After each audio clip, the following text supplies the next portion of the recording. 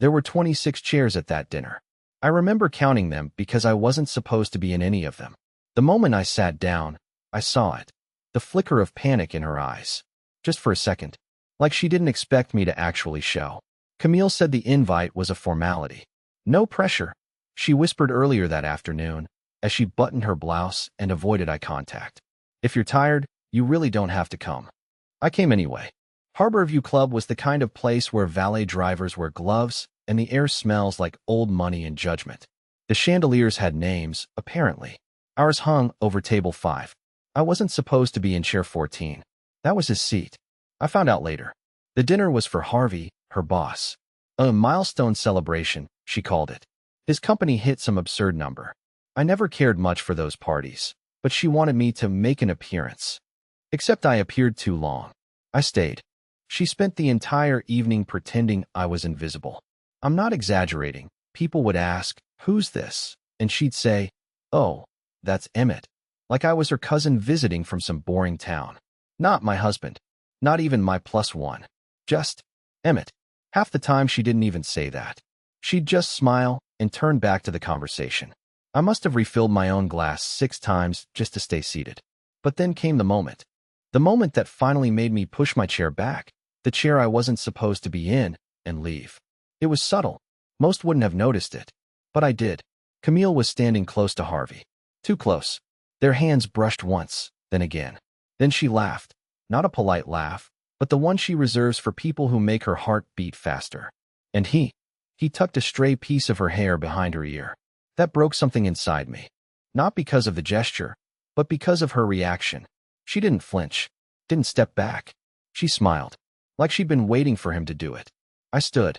She didn't notice. I left my jacket. Still nothing. It wasn't until I crossed the gravel driveway outside the club that my phone buzzed. Camille. Wait, where did you go?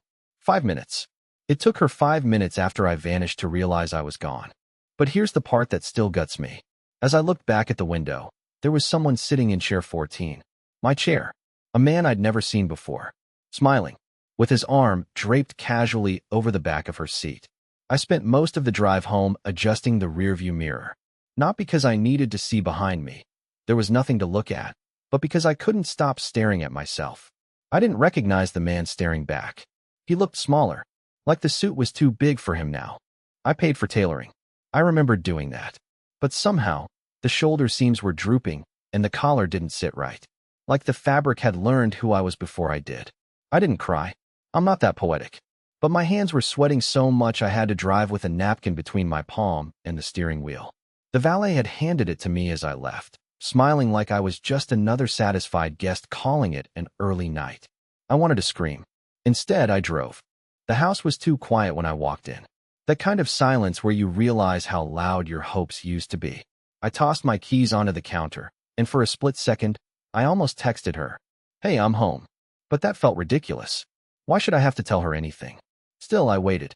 Not because I expected her to come home early, but because I wanted to believe she might. That she'd burst through the door, breathless, saying she realized something. That she missed me.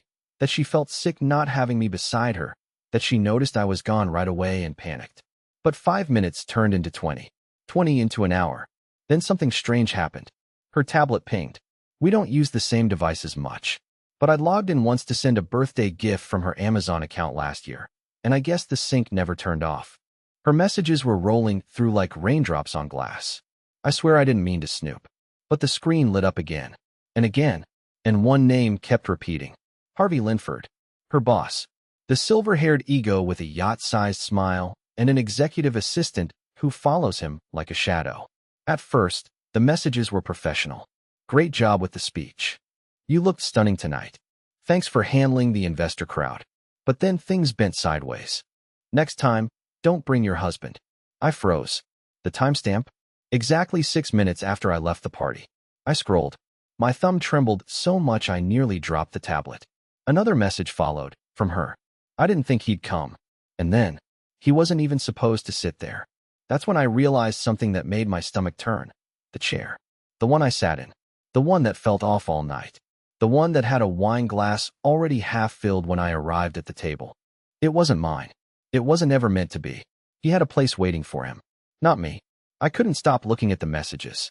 I couldn't stop reading between the lines. The way they spoke, carefully, coded, but unmistakably intimate. There were inside jokes, references to things I'd never heard about. Phrases like, "You owe me another rooftop moment," winky face. And, "Still thinking about that Nashville hotel." I didn't know she'd been to Nashville last month. She said it was a company offsite. Suddenly, the whole trip snapped into place. She brought back bourbon for me, a souvenir. I remember thinking it was sweet. But now I realized that bottle was a distraction, a decoy, and I drank it like a fool. I sat there in the dark, tablet glowing in my lap, and felt a part of me dissolve. I wasn't angry yet. That came later. Right now, I just felt stupid. Like the kind of stupid that doesn't just sting, it hollows you out from the inside. But I wasn't done. Because right as I locked the screen and set the tablet down, the door opened, and she walked in, heels in hand, hair still perfect, eyes wide like she was the one surprised. "Why are you up?" she asked. And I smiled, too wide, too calm, and replied, "I'm just sitting in the wrong chair again." Her face went pale, but she still had no idea how much I knew. Not yet.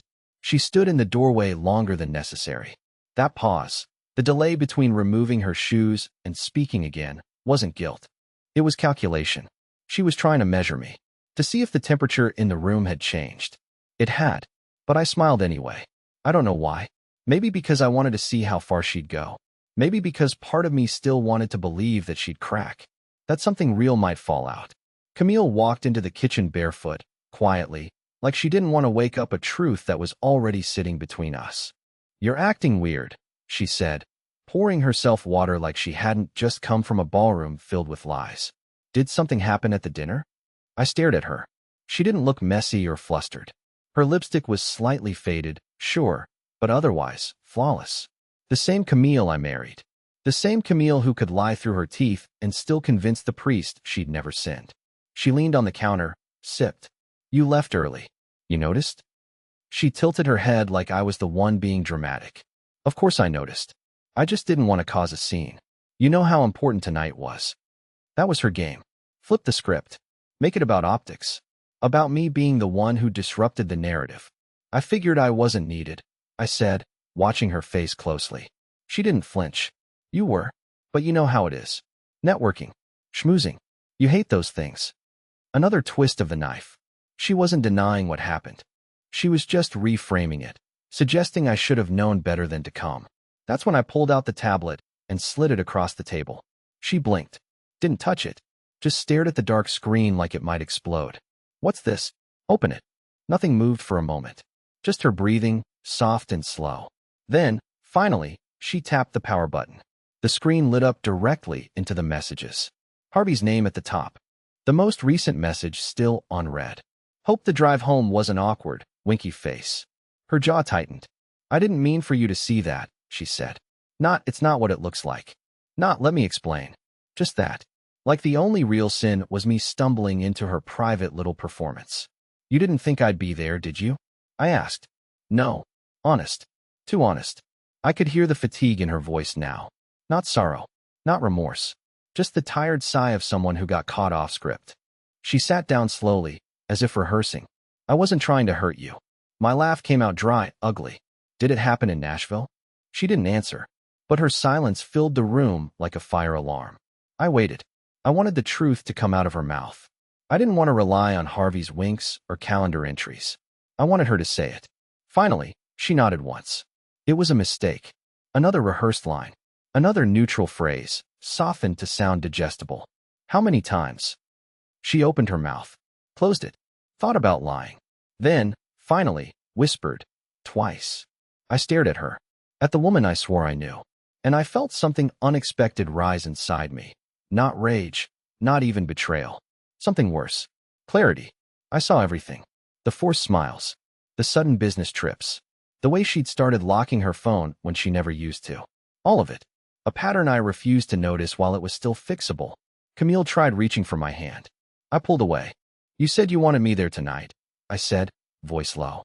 "But you never planned for me to stay. That chair was for him, wasn't it?" She looked away. That was all I needed. I stood. She stood too. "Emmett, wait. Please don't." "Don't what?" I said. Don't act like the husband you forgot existed. She started to cry then. I wish I could say it moved me, that I felt something soften. But all I could think about were those damn chairs. He was supposed to sit next to her. He was supposed to toast her under the chandelier. He was supposed to be in the pictures, not me. And somehow, she still called it a mistake. As I walked toward the bedroom, she called after me. Can we please talk about this tomorrow? When we've both calmed down. I stopped, turned, and with the coldest voice I've ever used in my life, I said, there won't be a tomorrow, Camille. Not with me in it. Then I shut the door. Behind it, I sat in the dark again, alone with nothing but the sound of her crying and the terrible knowledge that I wasn't angry enough. Not yet, but I would be. The first thing I noticed when I woke up wasn't the sunlight or the silence. It was the absence. Her side of the bed was cold. The kind of cold that tells you it hadn't been used all night. I hadn't heard the couch creak, hadn't heard the shower run, hadn't heard her, but her car was still outside. And the only thing I could smell was coffee. That's when I found the note. Not handwritten, not folded with regret, just a sticky note, yellow, crooked, slapped on the coffee maker like a punchline. Didn't want to wake you. Taking a walk. We'll talk later. No heart. No love you. Not even my name. That's when I realized she was giving me the same courtesy she gives strangers at hotel checkouts. I sat there in my own kitchen, still in my wrinkled shirt from the night before, and I stared at that little note for almost 30 minutes. I didn't drink the coffee. I didn't move. I just existed. Barely. At 9:41 a.m., her phone buzzed on the counter. She'd left it. Accidentally or on purpose, I don't know. But it was there, face down, glowing like something radioactive. I shouldn't have picked it up. I know that. But you don't just ignore a ticking bomb in your kitchen. No password. She hadn't changed it. Or maybe she wanted me to look. Maybe she needed me to see. I opened her messages. It wasn't just Harvey. It was Sean. Darren. One name saved as L.I.'s. Another saved under just an emoji, airplane departure. I wasn't looking at a one-time mistake. I was looking at a rotation. A catalog. And then I found the folder in her photos. Hidden. Buried under an innocuous album name. Invoices. Inside were screenshots. Dozens. Conversations, selfies, plane tickets. Hotel keys. One photo of her in a bathroom mirror, wearing the dress she wore to our anniversary dinner last year. But the caption was to someone else. Wish you were here instead. I felt nauseous. I think I actually said no out loud, like I could undo the image by rejecting it. But it was real. Every part of it. There were timestamps going back over 14 months. 14 months of secrets. 14 months of her playing the long game. 14 months of me being the idiot who made her coffee every morning while she packed work shoes for someone else's bedroom floor. And then, I found the voice note. From Harvey. 2 weeks ago. I know you're trying to manage it, Cam, but he's holding you back. People notice. They talk. This can't keep being about him. You're past that. 30 seconds of casual sabotage. Like I was a speed bump in their road. That was the moment something flipped. I didn't cry. I didn't throw anything. But something cracked silently in my chest, like glass under pressure. She came back an hour later. Sunglasses on. No apology in her step. Just a half smile and an "oh, you're up." I was still at the counter. Still holding the phone. She saw it. Her face didn't crumble. She didn't break down. She exhaled. Like she'd been waiting for this shoe to drop. Like she was relieved. I was going to tell you, she said. But she wasn't. And we both knew it. You had a whole folder, I whispered. A damn folder.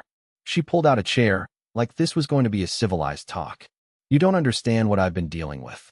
What I've sacrificed. What I needed. My laugh was ugly. What you needed. Was this a prescription? Was I your pharmacist? You've been distant. That was the bullet. That's the line they all rehearse. You've been distant. You weren't there. You didn't see me. I stood. You were never alone, Camille. You were just bored. And I was dumb enough to think loyalty was still a thing in this house. She didn't fight me. She didn't beg. She just sat there, letting me unload, like she was the victim of my monologue. And then, when I finally stopped pacing, when I finally looked at her to see anything human left behind those calm, contemptuous eyes, she asked, "So what now?" No fear. Just negotiation. She was already trying to figure out who would keep the apartment. Who would call the lawyer? Who would spin the story first? But she had no idea.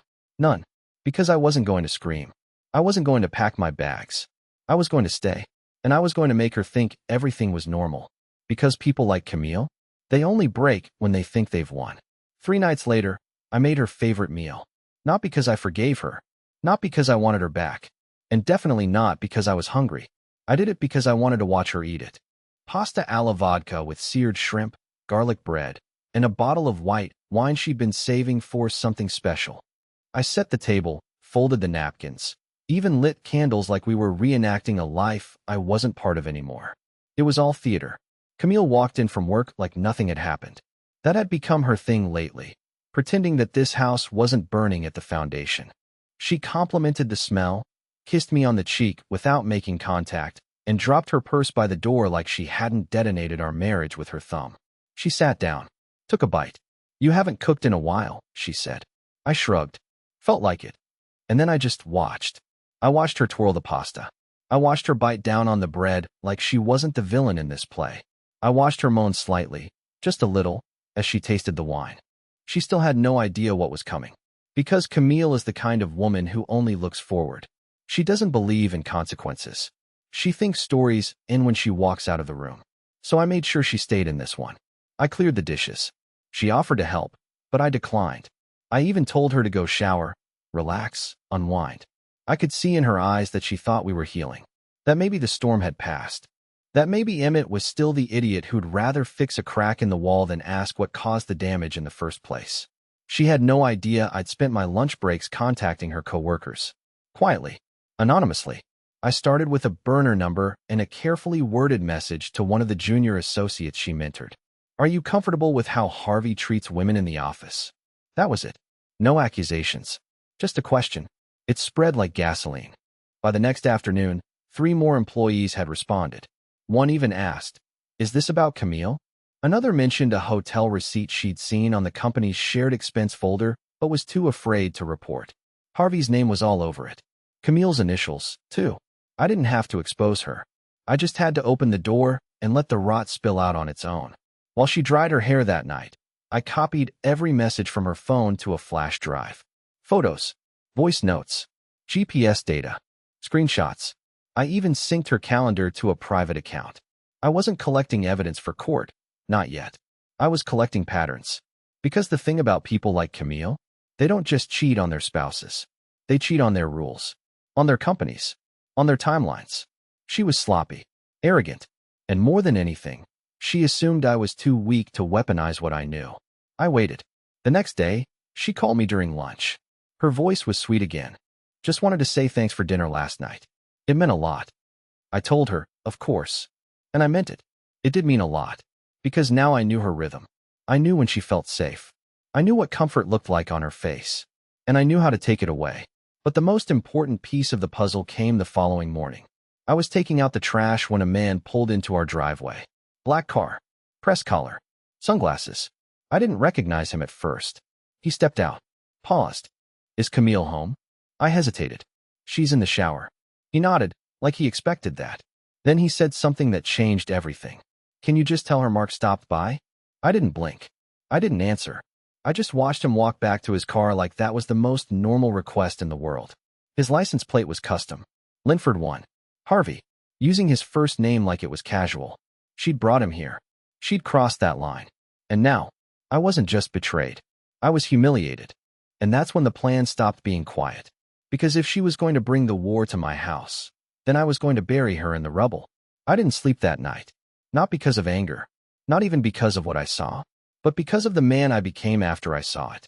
There's something that changes in you when another man shows up to your home, calls your wife by her first name, and doesn't flinch. He didn't ask if she was home. He assumed. Like he had every right to be there. Like I was the butler. I lay in bed next to her afterward. Her breath steady, her body warm beneath the covers, and I imagined what it must feel like to live in a story where I didn't matter. Where the house, the ring, the dinners, the vacations, were all just a set she used to rehearse being faithful. That morning, she hummed while brushing her hair. Hummed. The same woman who begged me not to make a scene just 4 nights ago, now floated around the bedroom like she'd been rebaptized in clean guilt. She even kissed me on the temple. The first time she'd done that in weeks. "Meeting with investors this afternoon," she said. "Might be home late." She didn't ask how I was. She didn't notice the look in my eyes. I nodded. And once she left, I got to work. I had no master plan. No movie-worthy scheme. Just one goal: flip the mirror. Let her see herself for what she was. The first thing I did was call her mother. That sounds stupid, right? But it mattered. Her mom, Nancy, adored me. Always did. She believed we were the last traditional couple in our friend circle. She once told Camille during a Christmas brunch that she'd better keep this one right in front of me. Camille laughed and squeezed my knee under the table. I hadn't spoken to Nancy in months. Not since the Nashville trip. She answered on the second ring. Pleasant, cheerful, oblivious. I didn't start with accusations. I started with concern. Has Camille seemed different lately? I asked. Like distracted? Nancy paused. She hasn't said much. Why? Did something happen? That pause. That little crack. It told me everything. Nancy knew something. Maybe not the whole truth, but enough to feel unease. I didn't even have to push. Just hinted. She's been working late a lot. Going on trips I didn't know about. I'm just worried. Oh, honey, Nancy sighed. That's not good. You two are solid, right? I thought so. She didn't ask more, but I knew she would. Parents always do. And Camille hated that. She hated when her image wasn't fully in her control. After that, I called one more person. My brother, Julian. He and Camille never really clicked. She called him chaotic. I called him honest. He was the one person who saw through her from the beginning. He picked up immediately. Wow, he said. Dead wife walking. Don't joke. I'm not. I've been waiting 3 years for this call. What happened? I told him everything. Not dramatically, just the facts. He listened in silence. Then he said something I'll never forget. You're not going to beat her by catching her. She wants you to explode. You need to be quiet. You need to let her think she's still safe. And that stuck with me. Let her think she's still safe. So that night, I did something she didn't expect. I surprised her at her office. I showed up at 6:42 p.m. with her favorite takeout, acting like the doting husband. She looked startled when I walked in. Mascara a little smeared, blouse half tucked, her phone face down on her desk. Thought I'd bring you dinner. I smiled. She looked at me for a long second, then exhaled and kissed my cheek. That's really sweet, Emmett. I watched her closely. Her eyes darted to the door. She was checking to see who else had seen me. Who might ask questions? She was calculating the risk. I handed her the bag. I figured you might be hungry. I remember you said you skipped lunch. That's when her phone buzzed. Just once. She didn't reach for it. But her eyes, they flicked toward it like a telling poker. I didn't say anything. I just sat across from her. Watched her open the container. Watched her pretend this was normal. And I knew. Right then, she wasn't eating because she was hungry. She was eating because she was nervous. Because I wasn't supposed to be this calm. And people like Camille, they don't fear yelling. They don't fear threats. They fear the question that never gets asked. The silence that lasts too long. The moment the predictable man they ignored suddenly stops acting predictable. As we sat there, the silence between us said more than either of us dared to. And that was just the beginning.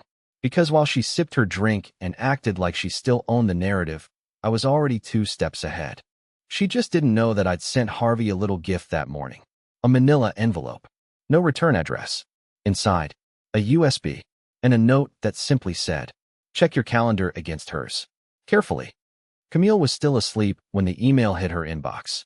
Timestamp, 7:03 a.m. Subject line, Thursday board follow-up. Attachment, confidential_reimbursement audit. PDF. She didn't know it yet, but her life had begun shrinking in that exact moment. I didn't send the email. I didn't have to, because someone else had. Someone inside Harvey's company who finally decided they'd had enough of the rumors, of the favoritism, of the expense reports that didn't match. All they needed was a spark, and my envelope provided that. Inside the PDF were 6 flagged reimbursements. Hotel stays that overlapped with team retreats, Uber receipts from cities she was never scheduled to be in, and one very specific charge. A spa day for 2 in Nashville, booked under Harvey's corporate account and billed to client development. The document was brutal in its tone. Polite, professional, but damning. It didn't accuse. It just asked questions. And questions are the one thing people like Camille can't afford. When she woke up, I was already dressed. Shirt ironed, laptop bag packed, breakfast on the table. Just like old times. She smiled groggily, sat down, and reached for her phone. I watched her face while she scrolled. Her jaw didn't clench. Her eyebrows didn't twitch. But something in her pupils dilated. She set the phone down gently. Too gently. You heading into the office early? She asked. Big day, I said. She nodded. She didn't ask anything else. That's how I knew. Camille only asked questions when she was still in control. I left the house by 7:45. Waited down the block. She was out by 8:09. No makeup. Hair still damp. She didn't go to work. She drove straight to the coffee shop across from Harvey's building. Parked. Waited. And I waited too. I didn't need binoculars. I knew the look. I'd seen it in the mirror months ago. Someone bracing for a conversation that could alter the direction of their life. At 8:31, Harvey walked out. Alone. No assistant. Just a phone pressed to his ear and a storm cloud over his face. He didn't see her. Didn't slow down. Camille got out of the car. Called after him. He turned. They spoke for 2 minutes. That's all. She gestured with her hands. Pleading. He barely moved. Just kept shaking his head like a man reading off a list of risks. Then he walked off. And she stood there, frozen in the middle of the sidewalk, holding a cup she hadn't even sipped from yet. I didn't feel satisfaction. I didn't feel vindicated. I felt cold. This was the part no one warns you about, the numbness that follows the hit. When you finally land the punch and realize your hands are still shaking. I drove off before she saw me. Let her soak in it alone. That night, she didn't come home until after 10. I was on the couch pretending to read. She walked in quietly, heels in her hand, like the floorboards might judge her. No, sorry I'm late. No, crazy day at work. Just silence.